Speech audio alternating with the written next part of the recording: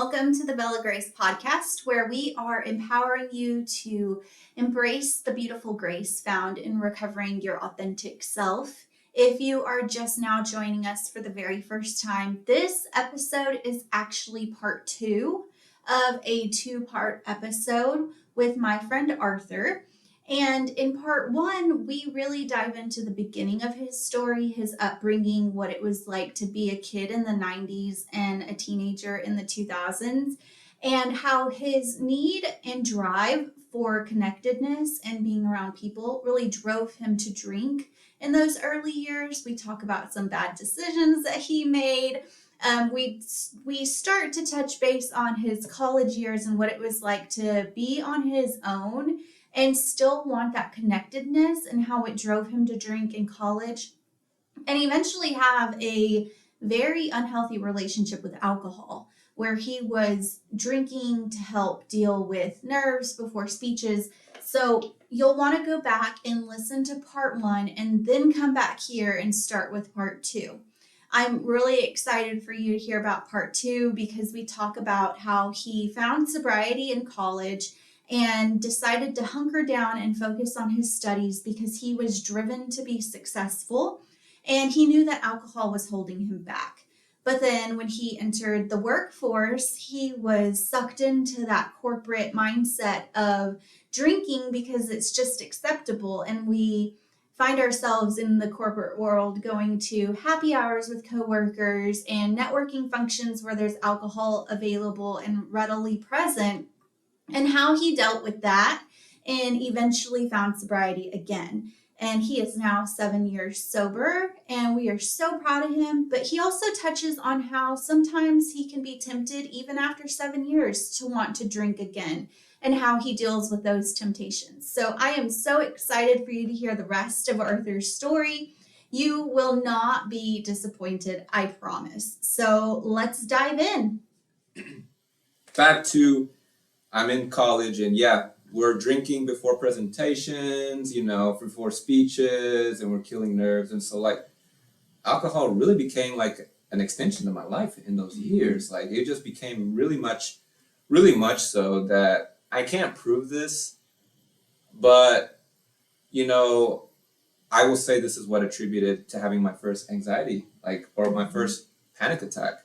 I remember sitting in my apartment in my room, and I just remember my heart racing. I remember feeling out of breath. I thought I was dying. I thought I was having a heart attack. Yeah, what it feels like. That's what it feels like. It feels like you're dying. It feels like I'm dying. And so I was I couldn't shake it off. I couldn't even sleep. And I was like, I gotta go to the hospital now. Yeah. And so I think I drove to the nearest hospital, which I think was in Louisville or Corinth, because I lived right off of 288, Loop 288, at the Ridge. Those of you who know, who are net nights. Go there, check into the hospital. They check my vitals, everything, heartbeat and everything. They're like, you're fine. Yeah. How am I fine? I feel like something's up. And they're like, no. Have you ever heard of anxiety? Do you get panic attacks? I hadn't even heard of the terms back then. That was also foreign to me. I was like, no, I don't know what that is. They gave me some pamphlets. They're like, you should read on this and just try to look after yourself and try to and so I was thinking, after that day I was maybe it's because I'm partying so much, I'm drinking so much alcohol, I'm not sleeping well. Yeah. I definitely wasn't eating great either. I mean, in those years, when you're young, you think, oh yeah, pizza and chicken tenders every day, that's awesome. Yeah. That's the life. And that's what I'm eating. It's but no, that's not even a great diet. I don't think I had any greens in my diet back then. And all of this is coming to light. It's coming to me, and I'm thinking, could it be because of this? Could it be and it's crazy because I feel all of these experiences, all these things that have happened to me up until this point that I've been talking about, I feel this was God's way of telling me no, you don't need this, right? Mm-hmm. And he kept telling me in different ways now that I'm looking back on this, and I know hindsight is 20/20, but he kept telling me no. He kept being gentle with me, saying stop it and leave it alone and come back to my word, because I was neglecting it. I was neglecting him, and definitely wasn't praying. And so I was thinking to myself, maybe I should just not party. Maybe I should not give that any room. And the funny thing was, it's like, I guess like I went kind of sober in that time period. My biggest motivation, really, what led me to stay sober, I think, was really my grades. I was doing horrible in my grades. I was having to repeat courses. The kids in my classes were getting younger. I was feeling like I was getting older. Yeah.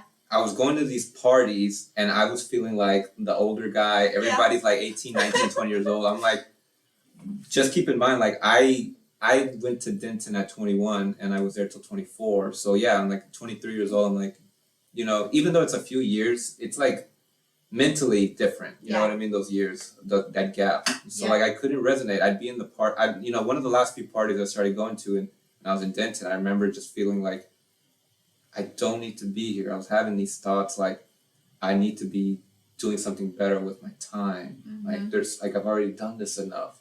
So if any of you all have those thoughts, I would encourage you to listen to them, because it's not for nothing that you're having those thoughts. I think it's those thoughts that you're having because you can do more with your life. I've talked to many people who are also telling me about the sobriety and what led up to it, and they talk about just having some thoughts like at the club or some thoughts at the parties, like thinking like, is this all life's about? Like, is this like really all that we're doing? Are we spending time like just drinking?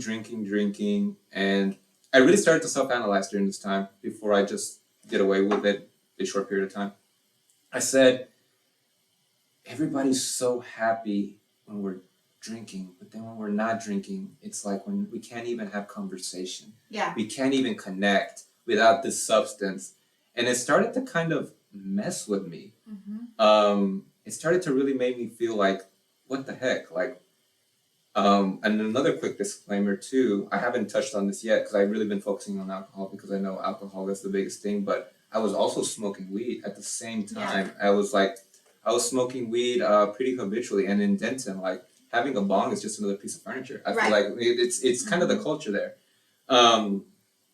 So like I was smoking weed a lot, and that was also kind of hindering me as like a person. I was quickly gonna make the generalization or the decision that I had to let it all go, because I told myself like, I can't have something control me, and I can't control it. It came to that point where I was like, I don't want to have to put something in my body and I can't feel like I can't have full control. Because that's what was happening. It kept happening to where like, like I would drink, and you know what I mean, and I'd be at parties and I would say like dumb stuff, or I would do dumb stuff like like it's just like I told myself like, I need to have more control. And then most of the times like prior to that, I just kept trying to find an excuse just to drink at any point, at any point in time. I just like, whether it was with a meal or whether it was like, out after a meal. And so like, one of the things that also took like a big dive was like my fitness, my whole physique, because like I was drinking and smoking, so which led to munchies. And so I was like, I was not in the best shape of my life. And prior to that, fitness was a big part of my life and still is to this day. So I was quickly becoming to this person. I was looking in the mirror. I was becoming a person that I didn't like, and I was like kind of seeing it unfold. But it took me kind of like sobering up a little bit to kind of see it. Yeah. Because drinking, you can't see it drunk, and it's all a facade. Like I started to see, like I remember I got invited to a couple of parties, and I agreed. By this point, I had said, okay, I'm not going to drink because I want to leave early, because I want to be able to go to the library in the morning and study. And so I would go and being the sober person at a party, you quickly find out like, wow, like, okay, is this what I'm missing on? Is this what we're all hyping up right now? Yeah. And not judging anybody, we're not judging anybody at all, but you're quickly seeing like, oh, like a lot of promises are being said, a lot of nice things are being said, we're hugging, we're laughing, and we're just, and it's like peak ecstasy at that point, but it's like, none of it was real. none of his, the parties would be over. You'd hit somebody up the next day. Remember when you said, no, I don't remember. No, you don't remember this? You don't remember promising this? You don't remember saying this? No, like, so that was just in the heat of the moment, like that we just, and it's all gone. Ourselves. It's like Cinderella. The carriage disappears and the pumpkin, it goes back to a pumpkin in the morning, and like it never even happened. Yeah.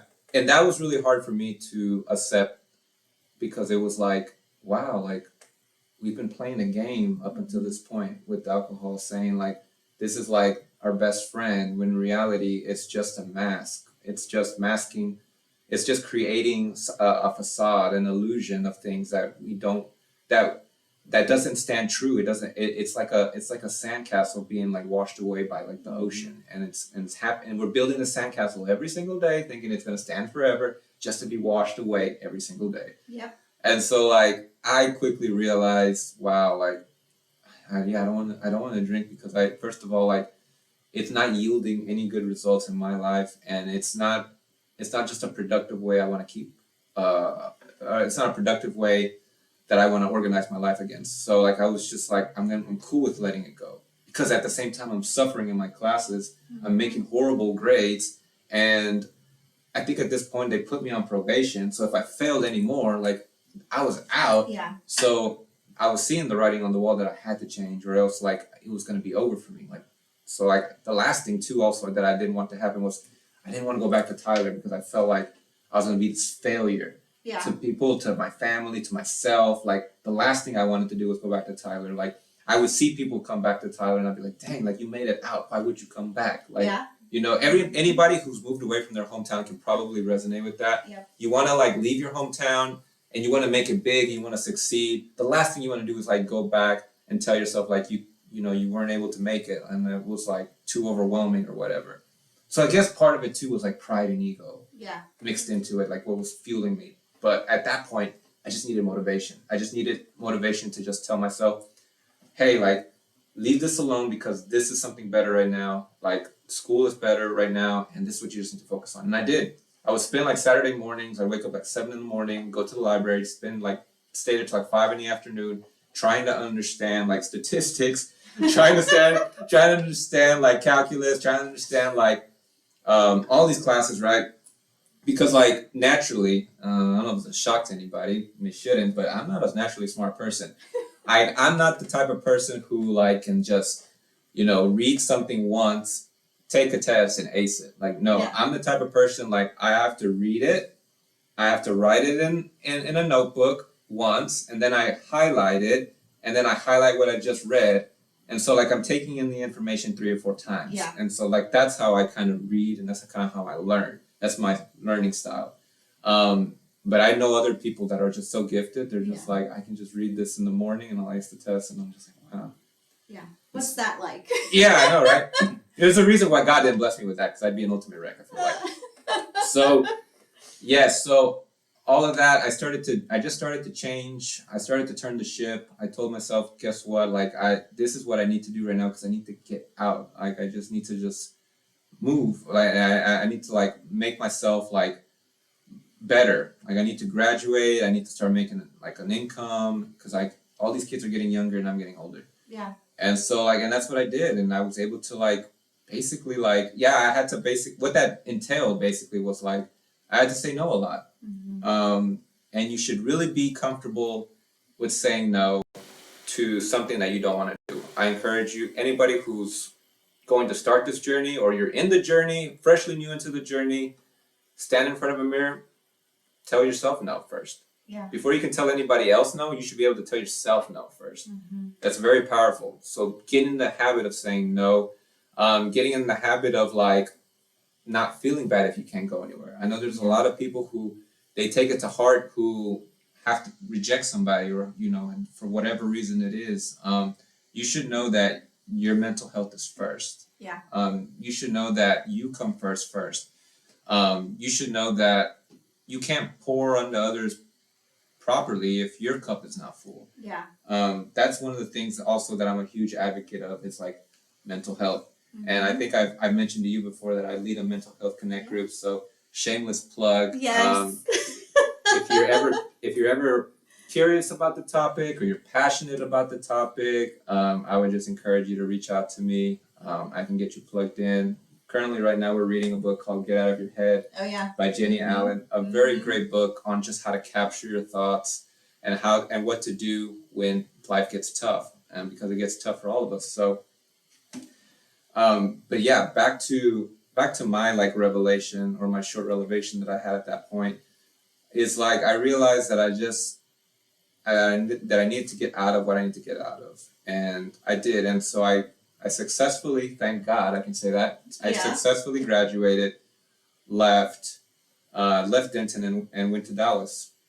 Well, specifically, first I left Denton and went back home, because I had spent so much time actually trying to find a job, and I was applying everywhere. And you know the struggle of when it is whenever you first get your degree and you're actually looking for a job. It is tough. So hard. Everybody wants experience and nobody has it. Everybody wants to, like, you know, and at that time, the market was super competitive, especially if you had like a marketing degree. And that's, spoiler alert, that's the degree I have. So I spent like a couple of months like applying left and right, making frequent trips to Dallas, because at that point my apartment had already, you know, the lease had already canceled or whatever, it was over. So I had no choice but to go back to Tyler and, you know, start applying. I put in so much effort to try to find a job that I was not successful, that it wasn't until like I think like this random number calls me and I somehow answered it, and I think I had like missed the call a couple times and didn't even like pay attention. I was like, I don't know what this number is, I'm not answering it. I'm not answering that person. I don't know who that is. But this person was like so patient. They had I think left me like a couple voicemails, and they reached back out and they were like, hey, like, so I answered and they're like, hey, like, are you Arthur? Like, yeah, this is me. Like, hey, we saw your resume on the Eagle Network. So the Eagle Network is a network at UNT that houses all of the resumes for the freshly new graduates. So a lot of companies actually go to this network. They have access to this network because they want to hire people who are freshly out of college. Sometimes it's UNT. I'm sure Texas Tech has something similar to that. So they reached out and they're like, yeah, we saw your resume and, you know, we'd love for you to come in for an interview.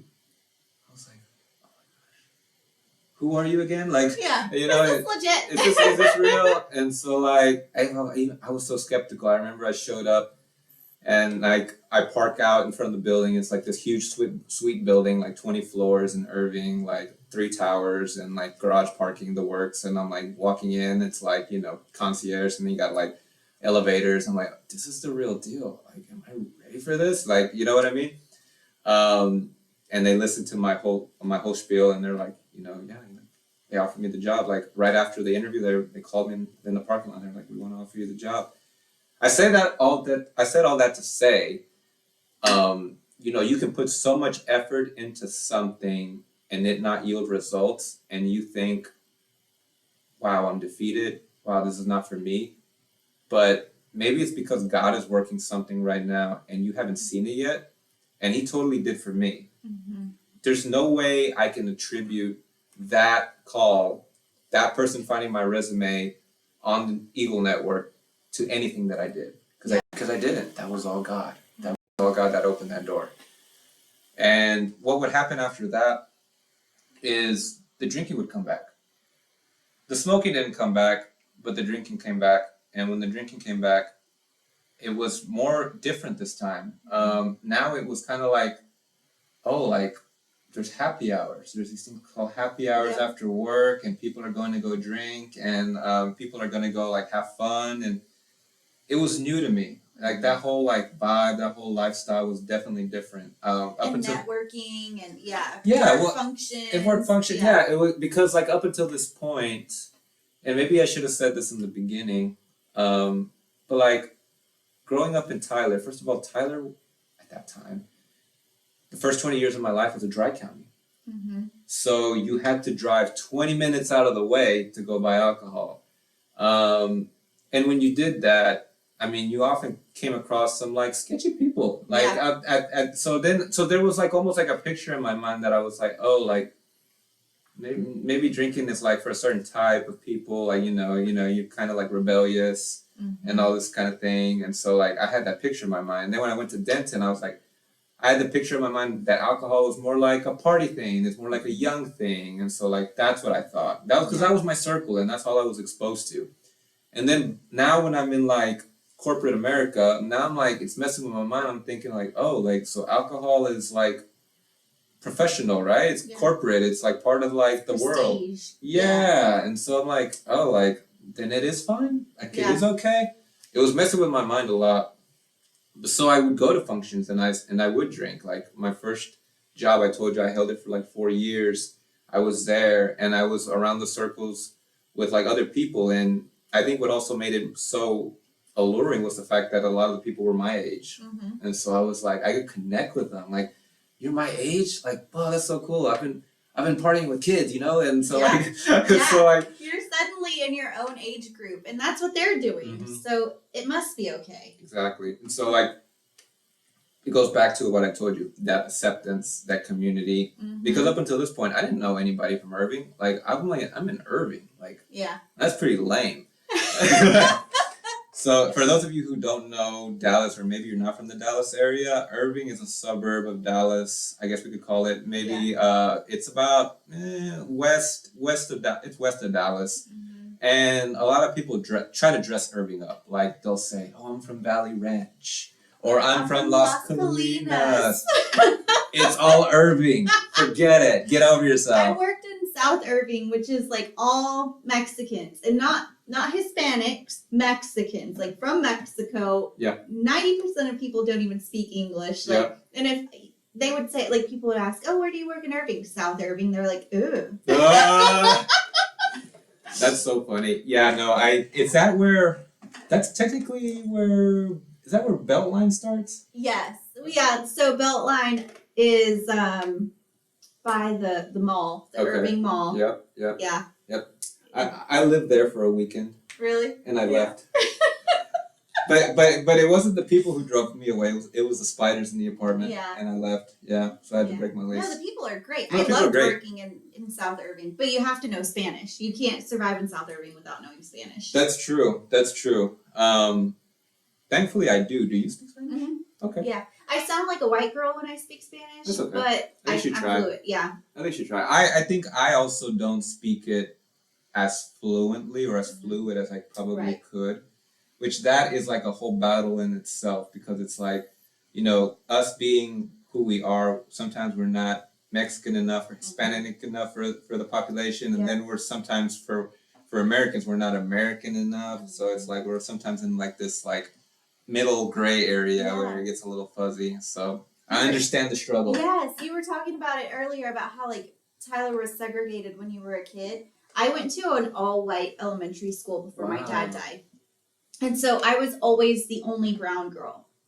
And I felt very ostracized and very much like I didn't belong. I had friends, but I didn't feel like I belonged. Yeah. And then I spent a lot of time in Lubbock, which is where Texas Tech is. It's not a huge city, but it's a city. Right. And then in high school, I moved out into the country, into a town that had 350 people in the entire town. Wow. And I had over that many people in my freshman class in Lubbock. Yeah. And so I could resonate with the like not really fitting in and wanting to fit in and like that struggle. Mm-hmm. But anyway. Well, I mean, and speaking a little bit about that too, I think that's what made Denton so attractive to me, because Denton is like the opposite of Tyler, where Tyler is very predictable and stereotypical, like, you know what I mean? Like, with fashion, like even let's start with fashion, like white people will dress and look and sound and act and listen to this.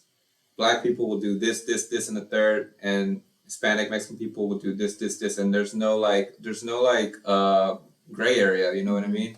When I went to Denton, it was like a culture shock, because it was like, oh, you have all these different cultures, first of all, and then second of all, you have like people who are like okay, I'll say this, like growing up in Tyler, like I never knew any Black people who listened to rock music. Mm-hmm. I went to Denton and it was like different. It was Black people listening to country music. Yeah. And so white boys listening to rap. Yeah, it was like messing with my brain. I was like, what? I was like, okay. And so it was great because I needed that. I needed that exposure to know that people can be individualistic. So it really helped me because there was like a lot of diversity that I wasn't exposed to at first. So anyways, I'll go back to what I was saying about corporate America and how really like alcohol is really idolized. I feel like really accepted in corporate America. I know there's even jobs, like some jobs where they'll even bring in a crate of alcohol and they'll have it come through on Friday afternoons. And if you're not ready for that, you can honestly be like really shocked. You can honestly like be like, wow, like this is a lot. Like it's a lot to take in, especially for a kid like myself who grew up in the country. Like you see all this stuff and you're like, whoa, like we really have this at our disposal. So me being the person I was, I think at that point I said to myself, well, I got over school. I think I've made it. Yeah, I should do alcohol. Like, yeah, I should like, like it's not gonna hurt me now. Of course not. Everyone else is doing it. It's normal. And everyone else is doing it. I think that was the biggest thing that has changed in my life today. Like today, like everybody could be doing it. That doesn't mean I'm doing it.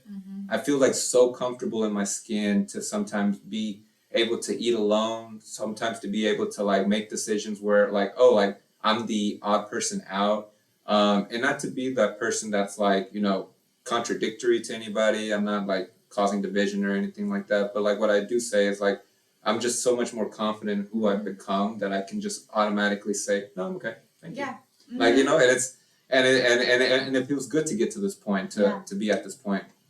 So, so 2013 to 2016 was really spent drinking within corporate America, and really just corporate America is Monday through Friday, but then there's the weekend too. And I think also like being in a new city like Dallas, like it was a whole different world compared to Denton. Because Denton, it was like, like, we're kids and we're like gonna be in the car and pre-gaming and, we're just gonna be able to walk, and I don't know, it's just a different vibe. And then you're in Dallas, you're like, right, the ballet's pulling up, parking garage right here. It's glamorous. Glamorous, yes, right? You're it's very glamorous. Stepping off the elevator, you have a nice outfit on, you're walking to the bar, beautiful people see you, you see them, you talk to them, you say hi, you're dapping them up, you're like, now it's a conversation, now you're checking out everybody else, maybe there's dancing, so you get a quick couple drinks in, then you're gonna go dance with somebody, and so like I did that for 3-4 years of my life, and it was very addicting, for lack of a better word, because like at the time too, like I really enjoyed those years too, because also the state of the world. I mean, with music, I'm a huge music person. I've already said this a lot, but like EDM, house music was so big back then. I'm such an EDM fan. I'm such a house music fan. Yes, like you do too, right? Yeah, so like I listen to like Deadmau5, Cascade, Tiesto, Benny Benassi, like above and beyond, like all these OGs, right? So that was really prevalent during those years, right? So you'd go out, and it wasn't even that you had to go to like a rave or anything like that. It was, they'd play it in restaurants and bars. It was just, so I really liked that. The fashion back then, it was also like, it was also nice too. Like you'd wear like loud shirts, short and like tighter pants and all this stuff, and you just look sharp. And but yeah, like it was like part of that felt like, oh, like this is amazing, and it's going with like the drinking that I'm doing. So it felt almost right, I think, at that point, to be able to do it with like people that I thought I liked, you know what I mean? Like thought I was cool with, you know what I mean? And a lot of them are, not all of them are like, I would say, bad for you. And quick disclaimer, more life advice. Just because somebody drinks, guys, girls, whoever's listening, that doesn't make them a bad person, right? Yeah. It's your personal decision to not drink, and you should keep it very personal. I know a lot of times, like, you may want to say something to somebody, but I would caution you against that, only because your journey is very personal to you, and they're on a totally different journey as well. There's people who probably can handle what they handle. I personally made a decision to not drink alcohol because I know that I can't handle it. I know my limits. I know that I can't have just one. I can't drink beer or liquor like how people are like saying like, oh, like I drink it for the taste, and I taste these tones.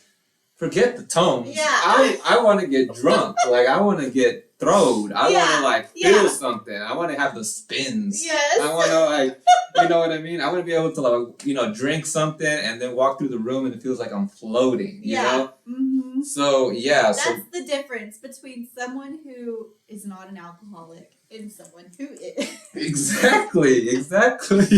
So, yes. So, that was the biggest thing. I was going to parties, clubs, at this point in my life, happy hours where I'm drinking and I'm like really like having a good time, and it's like I'm meeting new people constantly. You know, at this point, I'm 24, 25 at this point in my life, young, you know, I'm not wealthy or anything like that, but it's like I remember I was like, that's what credit cards are for, right? I'm gonna run up my tab, and gosh, if you've ever drank in Uptown, I don't know, first of all, like how anybody can drink in some places, like alcohol's so expensive. Yes. Yeah. Guys, like, you'd save so much money just like putting, like, not drinking and just staying home or finding something else to do. Like, I mean, back in those years, I mean, that drink, what we'd call crazy, was probably like maybe $10 or $15. Yeah. Who knows what they are now? I haven't seen the prices of drinks. Yeah. They're about $15 to $20. Wow, yeah, that's crazy. Yeah, my husband drinks, so so I know. Sure. We get our tab back, and he's like, "Oh man, yours was only $5." Oh. I'm like, "Yeah, out of that 100." That's why I like Kool-Aid. Yeah, that's funny. My soda water is free.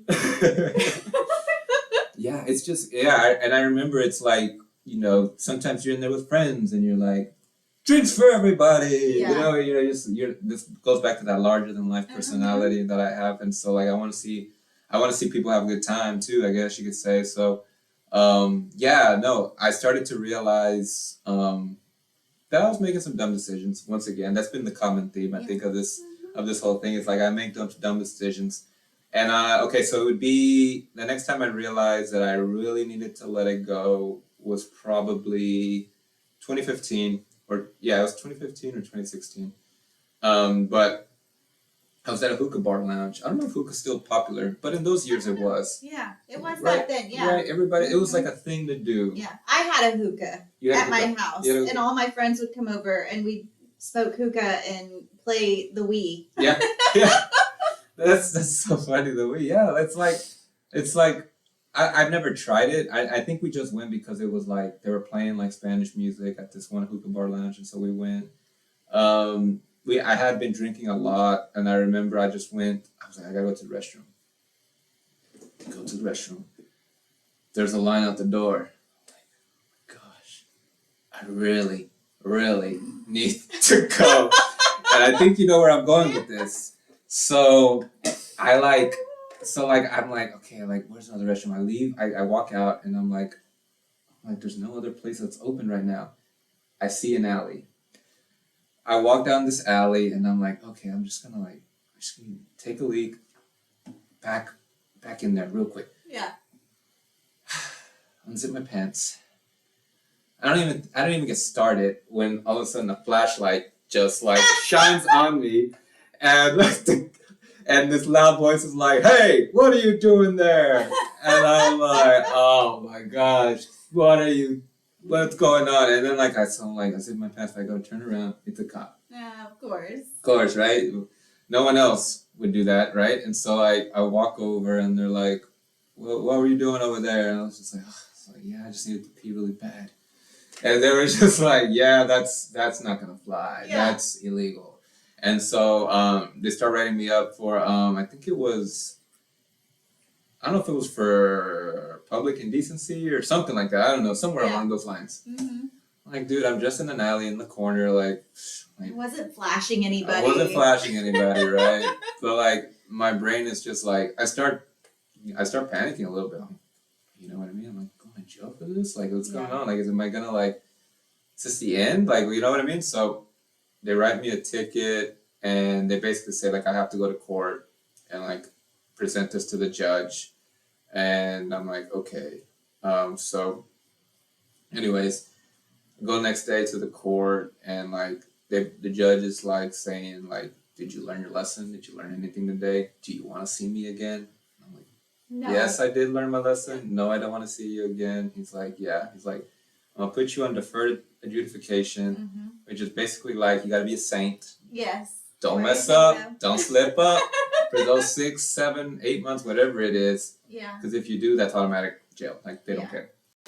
So I really, I guess, attribute that period to really becoming, I think, sober. My personal journey to become sober.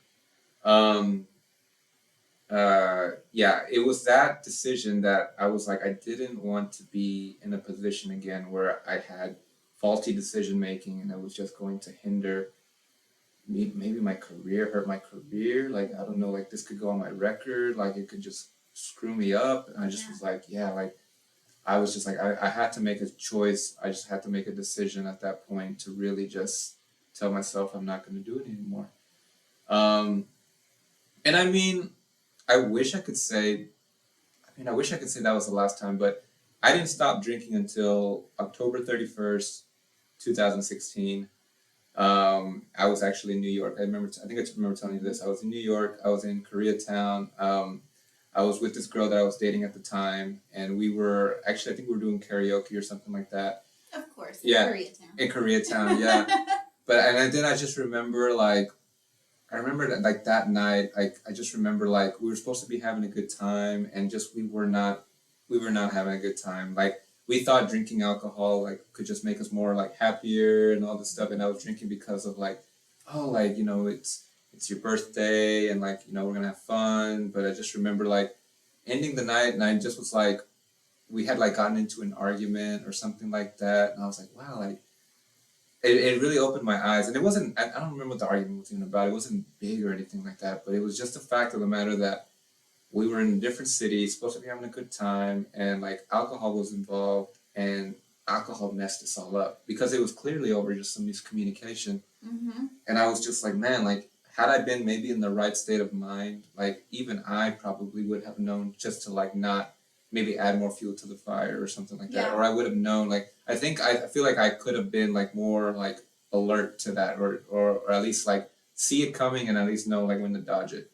Yeah. So yeah, I did it, and I said to myself, like after that night, I was like, well, like this trip was expensive, and I let alcohol ruin it, like ruin the night. And I just was like, I just told myself, I think it took to that level that I was just like, yeah, I'm not gonna drink anymore. Like I don't want it. Like I think at this point I'd also realized like how much has happened with alcohol at the center of it, and how much it's like really like messed things up. And I was just like, I told myself I'm tired of it, like making me like feel good for a moment, but then like horrible for like a longer period of time. Yeah.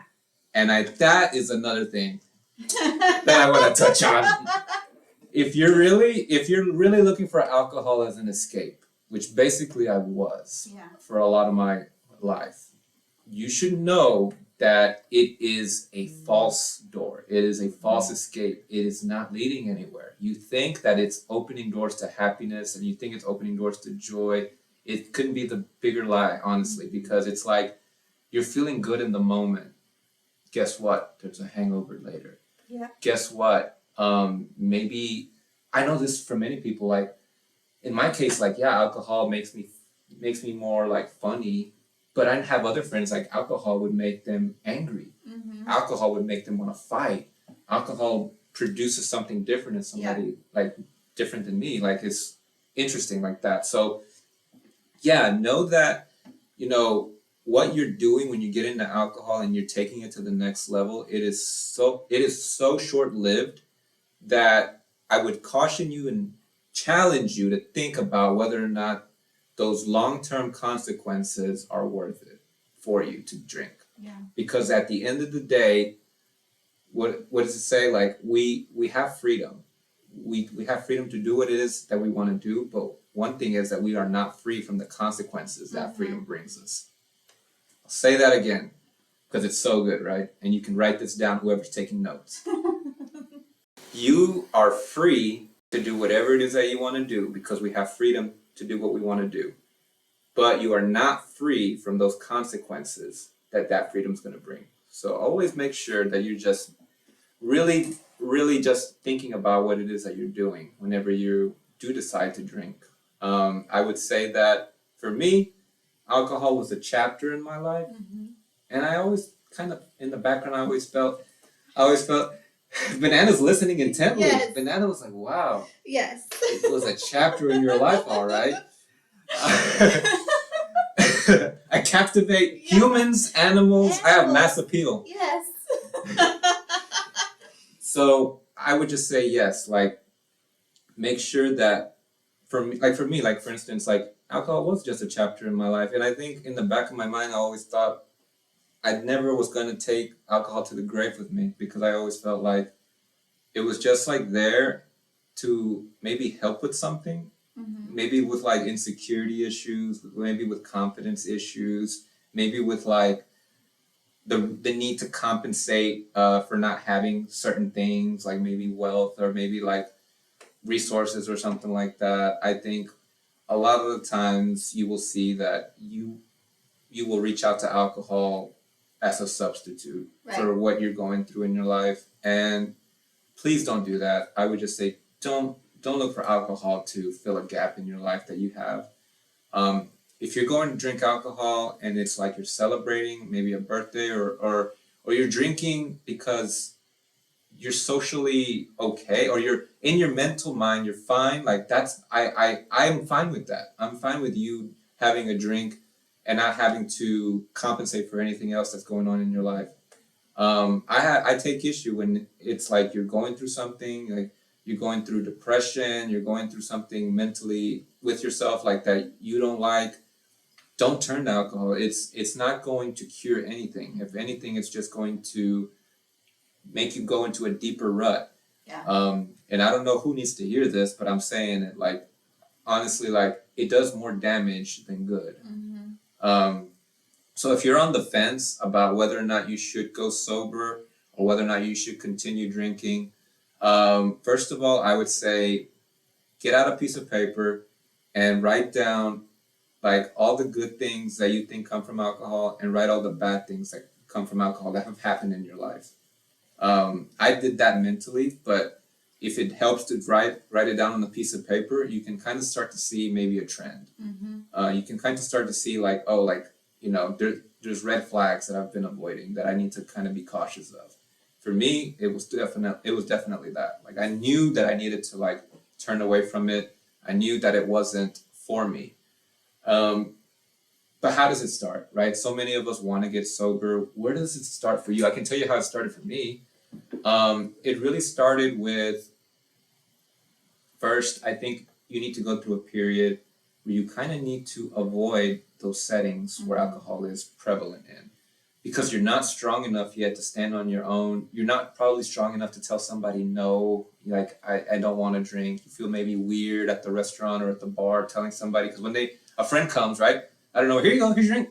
And you're just like, okay, now it's in my hands, and now I guess I'm going to drink, and now, you know, whatever 2-day, 3-day, 1-week progress I had, it's over. Yeah. So really, I would say make sure that you are keeping yourselves out of like those circles, those places where alcohol is really frequent. Stay away from that. Another thing that I would tell you that has helped me is find other hobbies, like find other things to do. There are many, many different things that you can do that don't involve alcohol. I love some of the things I love to do now. It's like I love to take hikes. I love to go and run, work out. I love to like go and read now. I enjoy like going to like libraries now. I love going to museums. I love like just like I don't know. I enjoy learning so much more now. I feel like now that I don't have alcohol, like in my life, it's helped me being able to retain information better. Yeah. I just used to experience so much like brain fog when I was on alcohol, when I was on weed. Like it was just like I was always in a haze. Yeah. I couldn't even articulate well whenever I was on those substances that well anyways. Yeah, so I would really tell you all that. I would tell you that make sure that you just do inventory of your life. It's really important that you do that because I think like nobody else is really going to do that for you. And you know, you want to be able to catch yourself before you get to that bottom. because then it's going to be harder to get yourself out of. I mean, I get it. It's all fun and games when you're like 18, 19, 20, 21, 22, 23, and you are having a good time and, you know, ha ha ha, hungover, ha ha ha, oh gosh, like speeding ticket, or ha ha ha. Now it's like a night in jail, or ah ha ha, like I broke my arm, or ha ha ha, like I'm in the hospital for a week. Like, don't let it get to those points, like where it's like, it starts to like debilitate you. Like again, like I am against alcohol in my life. I'm just telling you, I'm not telling you that maybe you should stop. All I'm challenging you is to like just do inventory and make sure that it's not something that's controlling you. And a good way too to find out is if can you do away with it for a day? Can you do away with it for a weekend? Ask yourself that. Can you do it? If you cannot, then you have something there. You have something to like work on. You need to ask yourself, why is it that I can't give this up? I can give up chocolate just fine, but I can't give up alcohol. What's wrong with me? Like I need to rethink this. So yeah, make sure that you do that. Like alcohol, like for instance, like what is my relationship with alcohol right now? So thank God that we live in such a great time, right? There's so many. I was telling y'all this earlier. Like, there's so many resources out there on Instagram. Like one of my favorite Instagram accounts to follow, I think, is called "You Don't Have to Drink," and it's a great Instagram account because all it does is just shows from the lens of this lady, where she just goes to different places and she just orders like mocktails and she like orders her favorite drinks at different places, and she'll do like some promotion of like some like non-alcoholic drinks as well that are sold like in different stores. But then she also posts like encouraging posts like about just like you know what the account says, you don't have to drink and you don't have to feel alone, and it's just really uplifting. So there's that. I really lean on stuff like that to help me, especially now, because the weird thing is like I've been recently tempted again to want to drink, and I've been sober since 2016, and I've been recently tempted, and the only thing I can kind of attribute it to is like I've found myself just in a different level of life where I've kind of achieved this new level of success, and the thoughts that come to my mind where it's like, would it feel better? Would this success feel better if you felt this as well? Yeah. What if I added to it? Yes. So like now I'm like,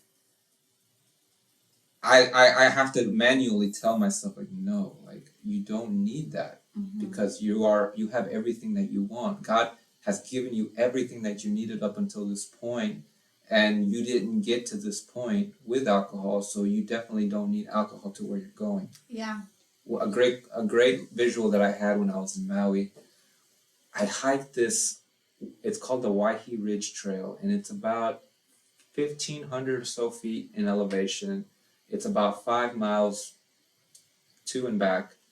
And what I really liked about that hike was like I was able to get in tune with God. Like I took my journal and I took my Bible with me, and I really wanted to have like quiet time with God. But one of the ways God spoke to me during this climb up the mountain was, first of all, I kept going up the mountain, and there was places like where there was like overlooks where you could admire like the scenery around you. You saw the scenery for what it was and how beautiful it was. And then I'd walk up a little bit more, maybe another 15, 20 minutes, and then all of a sudden the same thing. The view got better and it got nicer and it looked amazing. And I'd walk up, another 30 minutes, and the same thing kept happening. And one of the things that I heard God tell me during this whole thing was like, don't settle. Yeah. Don't settle for where you're currently at right now. Even if it looks beautiful, even if it looks amazing and you're comfortable, keep going up. Keep moving forward, because it's going to get better. What you think is great now doesn't compare to what's going to come up ahead. It wasn't until like I got all the way to the top that I realized, whoa, like what I thought was amazing is no longer amazing. Yeah. What now I see is like I see the whole ocean. I see all of the mountains. I see all of the terrain from one spot. But what would have happened if I would have just stayed? Yep. What would have happened if I just would have turned complacent or settled? I wouldn't have never been able to see this point. So that's one of the things that I really captured about kind of like where I've been in my sobriety journey is like, you know, keep moving forward. You know, what was nice back then, that was nice back then.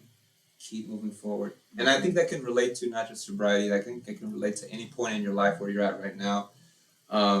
If things are not great, things will get better. But maybe things are great and you're finding yourself becoming too complacent or just settling, like, no, keep moving forward. Things will get even more better. Like, that's just what life is about. You need to be able to lean on the Creator. You need to be able to lean on God to be able to see what He has in store for you. And it's not going to happen if you don't actually have a relationship with Him, if you don't plug into His Word, and you keep moving forward, both mentally, physically, and spiritually. Another thing that also spoke to me on my way down was like I would see all these people, they were huffing and puffing. They looked tired. Mm-hmm. They looked like they looked like they wanted to give up. And one of the things that I would tell them was like, don't give up. You're almost there. Yeah. You're 10 minutes away. You're 15 minutes away. Just keep going. And they would smile. I would see them smile. They would get so like a burst of energy. Yeah, they get so bursted with energy. They feel so alive just by me telling them that it gave them hope. Mm-hmm. And I think that's another great thing that I want to challenge everybody with.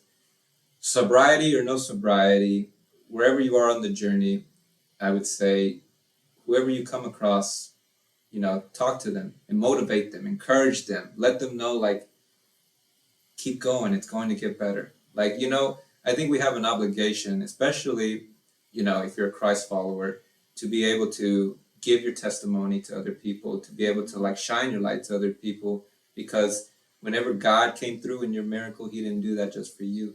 He did that for you to give it to somebody else, to help them to get through what they need to get through. And I think this is great that what you're doing right now, because like you have this platform where you allow people to give their testimony right now. And so many people are listening to this and hearing this and are like, wow, like I'm going through this and I'm going through that. And like this person has gone through it too. It's incredibly impactful, honestly. One of the things that has really helped me in my life as well with my sobriety, which I didn't think I needed.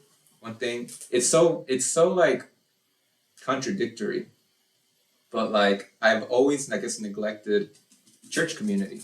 Yeah. You know what I mean? Mm-hmm. Like I was the in and out type of Christian where I was just in and out and I did my own thing. And I've been going to Shoreline now since 2017, basically. So almost 6 years. And yeah, like I wasn't heavily plugged in until like 2020, like this post-pandemic. Yeah. Where I did join Connect groups, and I started to find out like, oh, like there are some cool people out there. And I think what discourages most people too is like, I think I may have joined Connect groups maybe back in the day. Yeah. But I didn't click with anybody, or you didn't vibe with anybody. So then you start to think like, maybe it's like church people are nerds. Church people are nerds, or maybe like I'm just like not perfect enough. Yeah, I'm too broken. I don't fit in. Yeah, all of that stuff. And so it's like, I would challenge you and just say, no, stick with it. There's a group out there for you for sure. And honestly, like there's so many cool people. There's so many dope Connect groups out there for sure that you can join. I'm actually thinking about starting a new Connect group. Ooh. And it's gonna be the Travel Connect group. Oh. So like where we'll travel like we'll travel to a place once every quarter. Yeah. And what we'll do is like we'll pick a destination. I'll pick the destination, and giving enough time for everybody to pick their flights. We'll all go out there. We'll have days where we'll dive into scripture, but then days where we can go out and just have fun. You know, of course, right.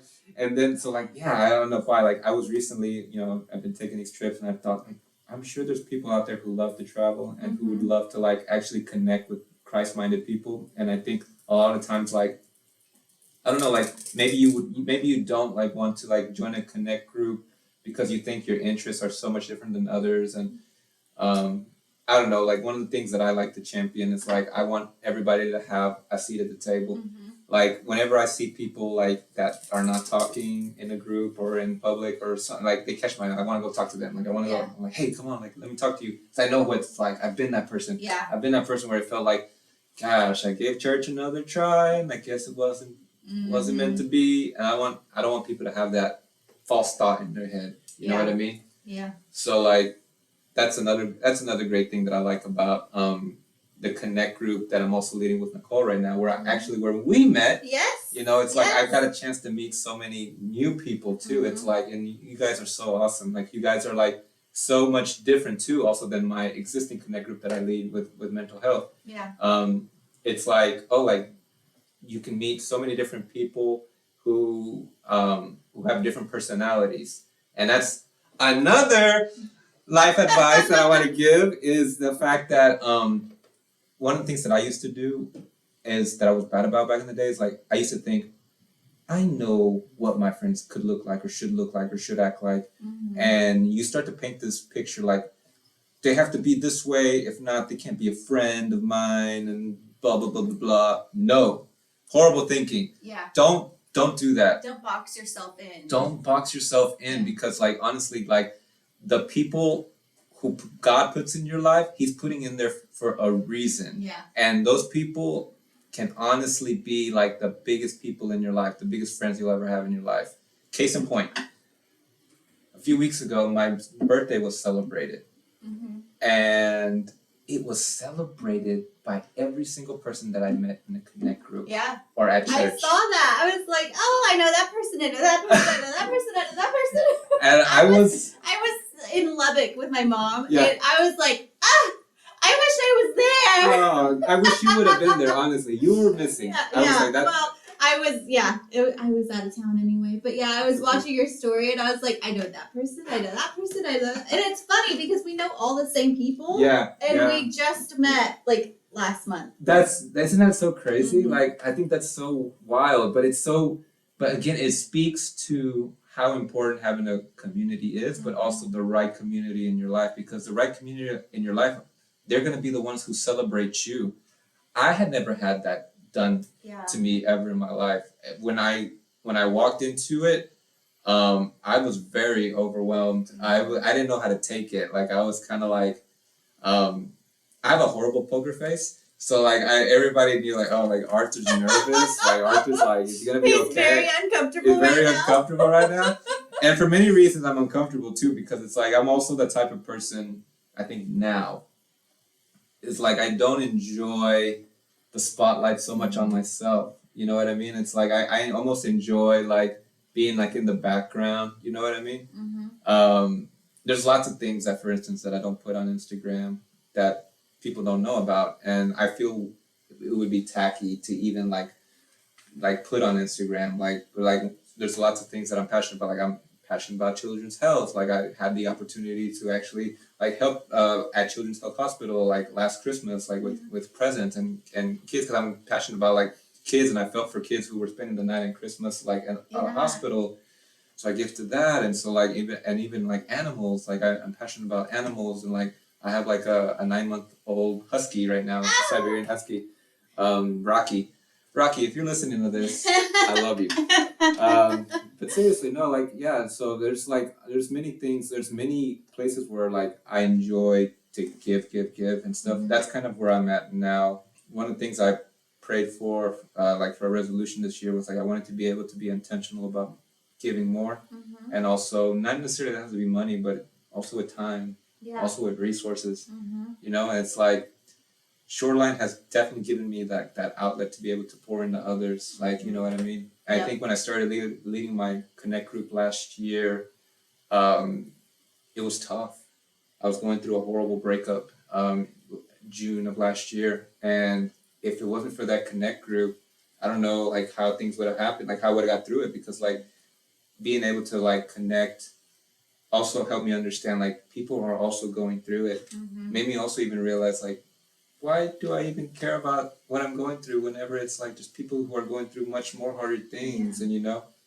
So leading the Connect group also forced me to actually read scripture and be able to relay that to others and stuff like that. And so like that also poured into me, and me pouring into others helped me go through what I needed to go through and stuff like that. So it's like, it's honestly so amazing, like to be able to like have Shoreline as like, you know, there for me and stuff like that.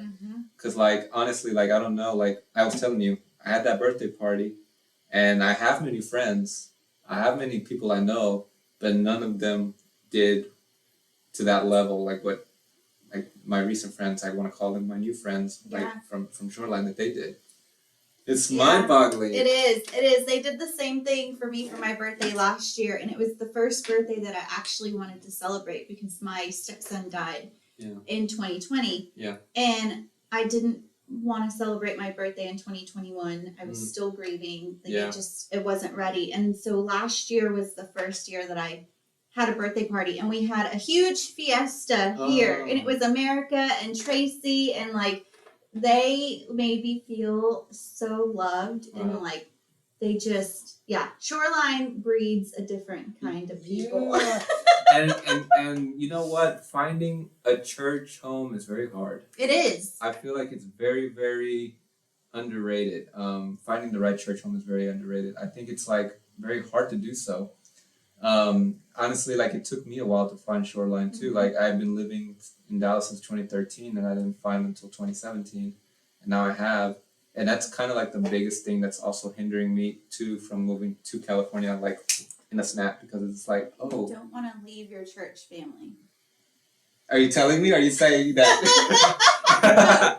No, I'm saying because I took my church family for granted in Lubbock, because in Lubbock, like, my church family was everything. Yeah. Anytime anything happened, they were there. Anytime I needed something, they were there. I was a single mom in college, raising my daughter on my own. I never needed for anything because my church family was there. So when I moved to Dallas in 2017, all of a sudden I was in a new city with no family, no friends, and I didn't find Shoreline until 2020. Right. And looking back now, I can see the difference of having that church family and not having it. And it's a huge difference. It is. Yeah, I see it now for sure. There are a couple of people, I mean, I'm close with everybody, but I think there are a couple of people that I'm close with from the Connect group for sure, that I can I know I could probably call and talk and even that took a lot from me. I mean, even to get to this point took a lot, because I used to be that person where I didn't ask people how they were doing. I guess I was a horrible friend. It was superficial. It was superficial. All surface level. It was, because it stemmed from the fact that I felt like I was being in people's business. Like I was getting too deep into their stuff, and I'm like, I'm not trying to be a nosy person. If you told me you're going through it, I'd be like, oh dang, that sucks. Like, hope it gets better, and I wouldn't go into deep conversation with people. Part of that also is the reason why I am who I am today, because I've met hundreds and hundreds of people, and yet I'm not very close with many. And I think it's because also, I'll put it on myself, that I could have been a better friend. Not that I was malicious or anything, but I could have been a better friend to people whenever, asking them, how's it going? Or, what can I do for you? Or how can I celebrate you? Or things of that sort. I just kind of existed and just was there, but never took an extra step to show them love and stuff like that. So now I do, and I love it.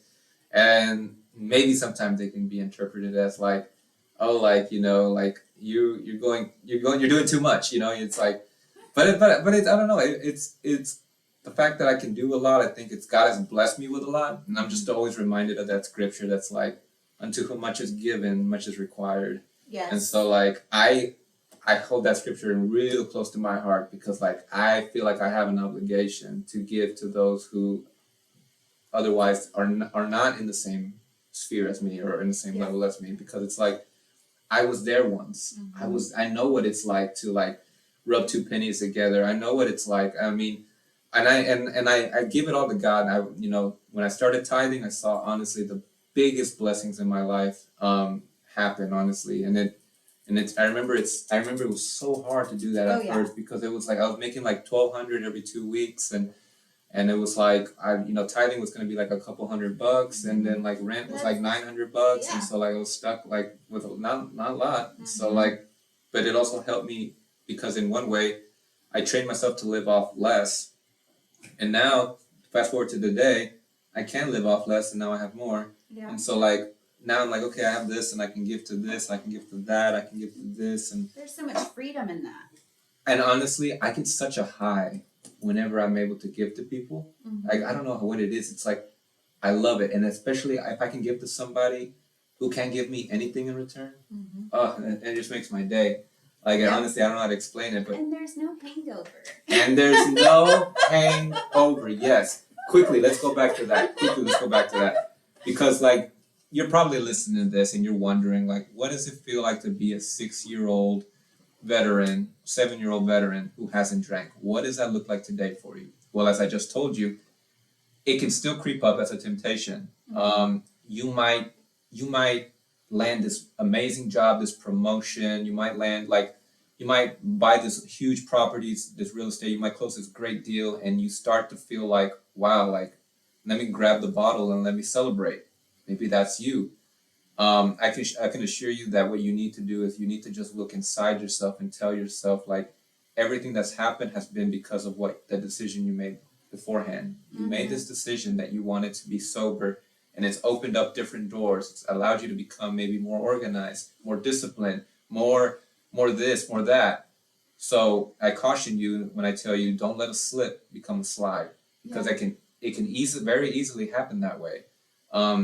I would say have accountability partners near to you who can speak life into you, who can kind of check up on you, whatever season it is in your life. Like if you're 1 day sober or 10 years sober, like have those around you, so that way they can always like, at least you'll have someone to bounce thoughts off of, because you'll be able to like feel like sometimes you're alone in this, and that's not good. No.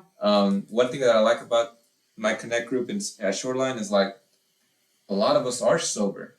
For different reasons. We're sober, like we're for different reasons, and it's so amazing. I'm like, wow, like I would have never pictured in my life meeting so many other sober people. I know, it's crazy. It's so crazy. So what does it look like for me then? I love going to happy hours. Me too. Right? I do. And that's like the biggest misconception, that when you're sober, you can't go to a happy hour. You can't go with others to a happy hour, to a party, or something like that where there's alcohol. That's a lie. Yeah. Now, I'm not saying that maybe once you first become sober, you need to have some time away from that, so that you strengthen yourself and you understand yourself and know yourself, your limits. That's totally different. I still think that you should take some time away and learn how to enjoy yourself without alcohol, because when you learn how to enjoy yourself without alcohol, when you go into a room with alcohol, you're like, I can still have fun. Yeah, I don't need that. I don't need that. Yeah, I'm the guy cracking jokes, I'm laughing, I see something in your hand, but it's not triggering anything. So that is number one. But back to that other point, I my friends, they invite me out to happy hours and they tell me all the time, like, wow, you're so funny. Like, it's funny that you're not even drinking alcohol and you're making us laugh. And I'm like, you don't really need it. That's the thing. It's like, we've been conditioned as a culture to think that we really need this to like exist, to live, to survive, to have fun, and you don't need it at all. Like, it's like the biggest lie ever. Like, honestly, you can have just as much fun, if not more, without alcohol, because chances are you're gonna remember everything that happened. You're gonna wake up early the next day. You're gonna be fine. You're gonna be able to run a 5K. You're gonna be able to do everything it is that you want to do without it. Yeah. So my friends always say, "Oh, I forget you're not drinking." I'm like, yeah. Yeah. Isn't that cool? Isn't that cool? And even now with like so many different places right now that like serve mocktails, like and stuff like that, you blend in. Like there's no stigma. That's the word. Yes. There's no stigma behind feeling like you're alone in this, like you're ostracized or anything like that. No, you can totally fit in. So it's not even about fitting in. I would just say be comfortable first in your own skin. Like make sure that you got yourself in check. Make sure that when you're going around these circles, like pay attention in your sober journey. Pay attention who you tell you're sober to and what the reaction is. Yep. I have had to put a boundary, a wall up on certain people who didn't celebrate what I made the decision on, who have wanted to force me to want to drink, or who have tried to shame me for not drinking. Yep. Those are not people that you need in your life. I'll tell you right now, like you need to probably just let them go for now. Yeah. And that's totally fine. and you can maybe see them again in the future. But for now, you need positivity. You need strength. You need support, and these people are just going to just put you out on a different path, and you don't need that. You're in a season where you're trying to rebuild. You're trying to start this new path, and it's different. It's new territory for you because you're not used to it. So always do that. Make sure that you pay attention to it is that you tell and what they say and what they respond to. Because a real friend is gonna not force you to drink. A real friend is even gonna celebrate with you that you don't drink or make you feel like you're still part of the group. Yeah. A lot of my friends right now that invite me to happy hours, they're the same way.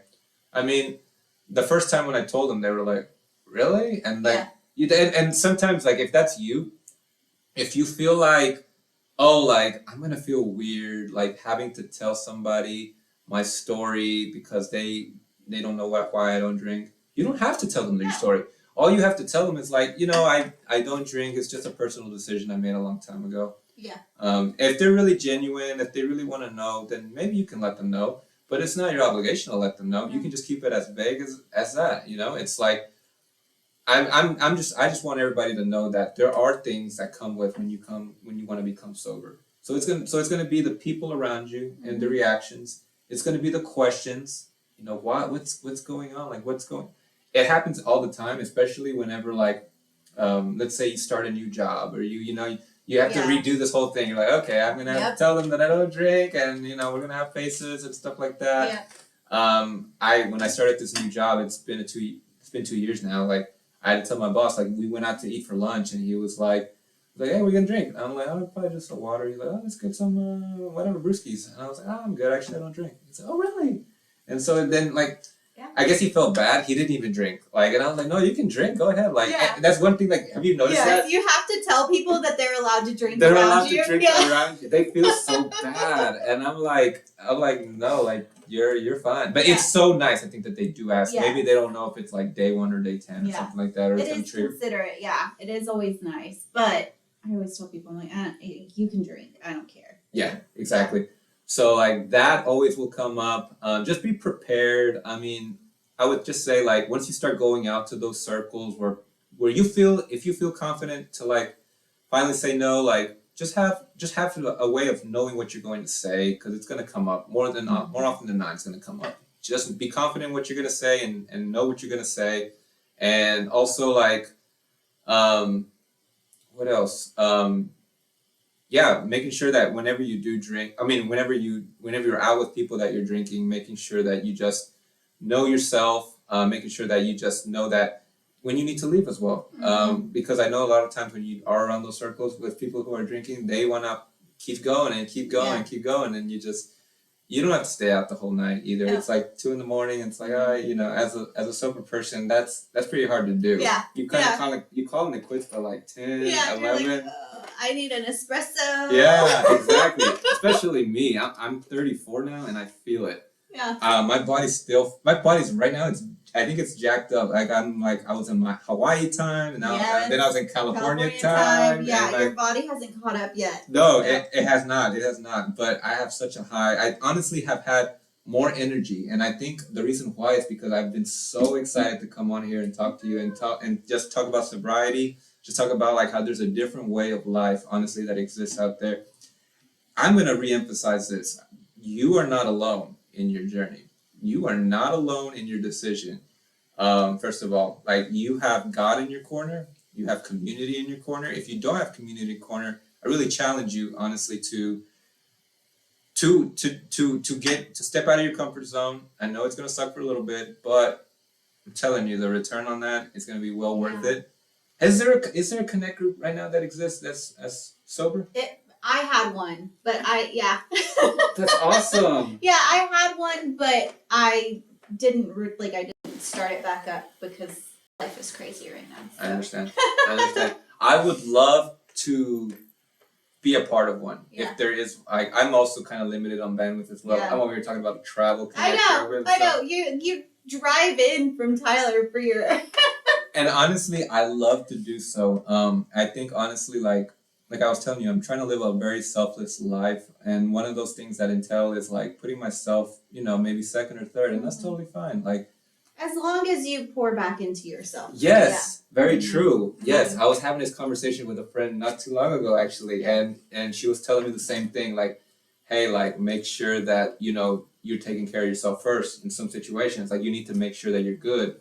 And it's totally true. I think a lot of the times, like, it may not be seen because it's like, I don't post it. Yeah. Or maybe, like, I you know, I come into Dallas and I'm like, I look at that time as like not really me time. Like I'm seeing friends. For a reason, I'm seeing friends.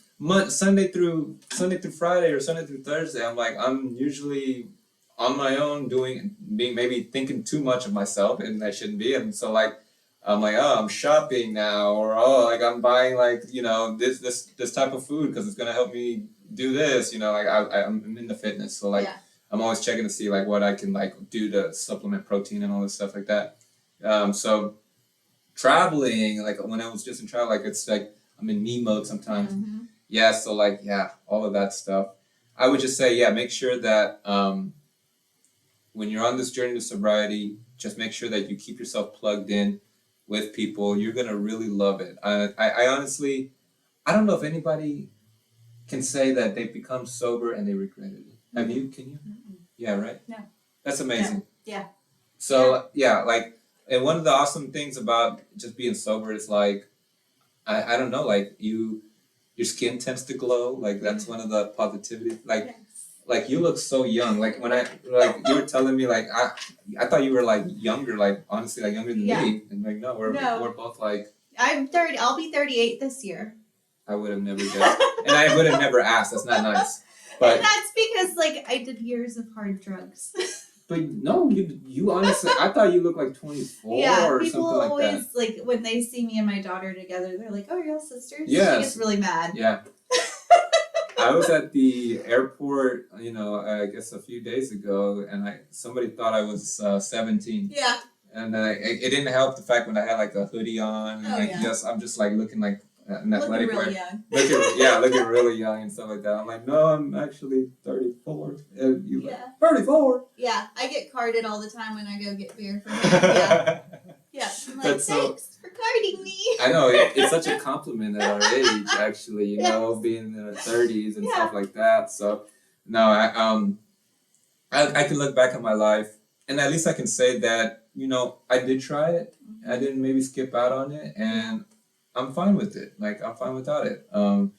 It's such a, I don't know, these days it's such a flex when you tell people that you are sober, because I think many people don't think that you can.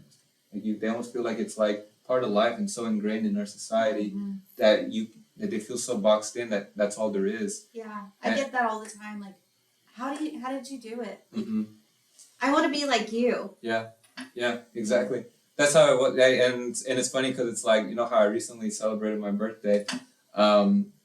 There's a video where I'm popping a bottle, and one of my friends reached out. They're like, "Wait, are you drinking again?" No, I'm not drinking. It was all for show. It was actually a non-alcoholic bottle from Target, and I need to find it. It was so good.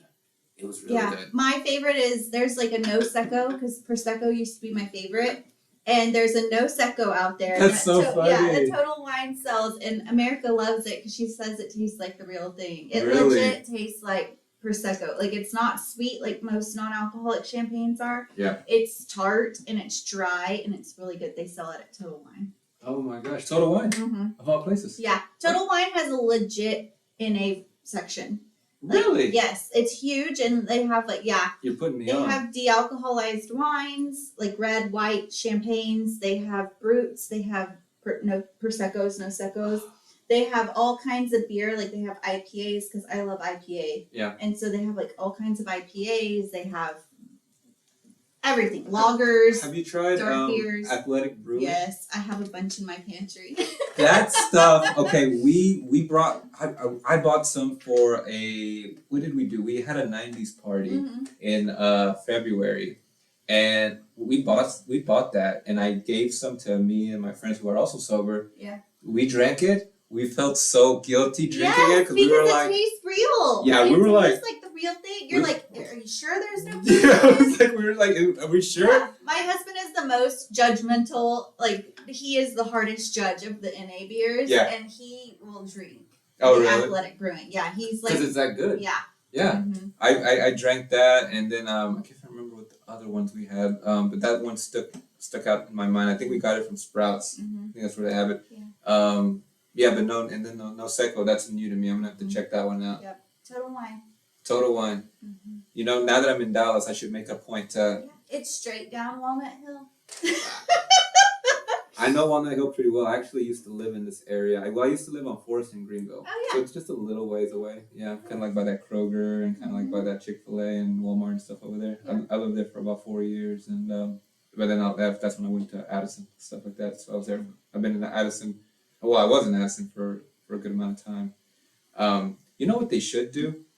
They should actually expand more menus on mocktails at restaurants. I feel like we're still early. Maybe that's why. Yeah. Well, it's showing up more and more. A lot of places that I go, Athletic is on the menu now. Okay. And it's not just Heineken Zero anymore. So they'll have like 3 or 4 beers. Like this Irish pub around the corner from our house has the Guinness Zero. Okay. Which was really good. But I'm seeing it more and more where I used to have to like ask the bartender to make me a mocktail. Now they're just on the menu.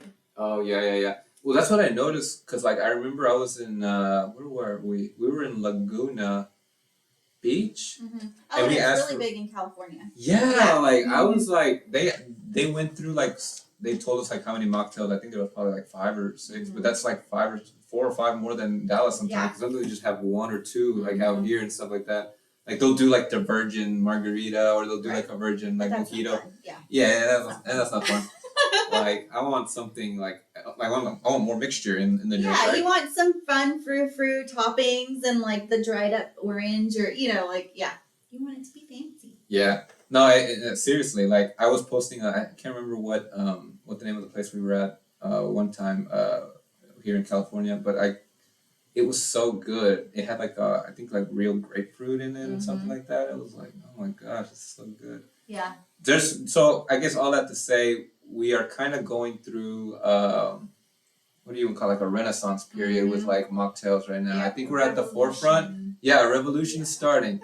A revolution will not be televised. Yes. But I'm excited to see what's to come in the future, because I think like it's just gonna keep growing and growing and growing. Like kind of like how like there's healthy alternatives to healthy food. Like we had what did we have first? We had almond milk, then we have oat milk. It's like kale popped out of nowhere. It's like all this stuff. It's like now I think like it's time for like non-alcoholic drinks to kind of make like a comeback here. Even like cigarettes. We went from smoking cigarettes to now people are vaping, and eventually vaping will fall off the wagon. Like yeah, exactly. Yeah. The vaping's one. What's another one that I'm trying to think that I'm blanking out on? I know there's more things where it's like they're reintroducing something different in place of something that's not the best for us. You know what I mean? Like, well, now food especially too. It's like anything now is going to be like no sugars added, or it's going to be like just so much more like, I don't know, more healthier version compared to other stuff. Like, I don't know, I even see like some of the cereals that I used to eat when I was younger, like now they're changing the formula and all that stuff. It's multi-grain instead of corn. Yeah. I mean, back in the days of the 90s, those were like straight up sugar. You just ate straight up sugar, and gosh, I don't even know how we survived. Corn syrup, or not the high fructose corn syrup. High fructose corn syrup, like if you drink Sunny Delight, like I think that's all that was. That's all sugar. That's why cancer is running so rampant, and we have diabetes, and one day we'll realize that alcohol is not good for our bodies. More people will realize that. I think so. I think it's like, you know how like smoking back in like the 50s, 40s, 30s, that era, everybody smoked. Like you just went somewhere to like a bank, like they would just it was. And so I think honestly, alcohol is going to get like that at some point too. I think it's like, I think the only reason they made it legal wasn't not because they were missing out on fun, like they were missing out on the tax money, right? Whenever during the Prohibition era and all that. So that's the only reason why I think they made it legal. So there you go. I don't know. I will say this. I'll close it out with this. one of my favorite verses in scripture is like, and I don't know where it is in scripture, but I'll say this. All things, how does it go? All things are lawful, but not all things are helpful. So just think of it that way. Yeah, Google it. I don't remember exactly where it is in scripture, but all things are lawful, not all things are helpful. Just because it is legal, just because it is like accepted, or in these four corners of the world, like doesn't mean it's good for you. Rethink that. It's okay to say no, and yeah, like you can thrive in a alcoholic world. Just make sure that you do your due diligence beforehand. Know what you're getting yourself into. Talk to yourself. Make sure that you know what you're going to say. You are going to have fun. You are going to, and people are still going to love you. And guess what? If they don't, they're not for you. Yeah. They're not meant for you. Yeah. Awesome. Awesome. Thank you. This was amazing. I know. It was so much fun. I'm going to have to definitely come back, and yes. I want to be able to be a regular on here on the show. We're going to have to dive into some more topics. Right? Actually, yes. I would. We should have like a little mixology session and make some mocktails or something. I would so be down for that. You blindfold me, and I just like kind of pick out which one is which or what's the best one or something like that. Yeah, I would totally love that. All right. Well, thank you for listening to us today. Thank you for welcoming Arthur to the show. It's been fun. As always, the show notes have all the contact information. I will actually link. We didn't even get into this, but he has a thrift shop, t-shirt, vintage shop. I'm going to link that in the show notes. Go take a look at it since we were talking about thrifting earlier. And be well, be kind, and have a fabulous week. We'll talk next week. Bye. Bye.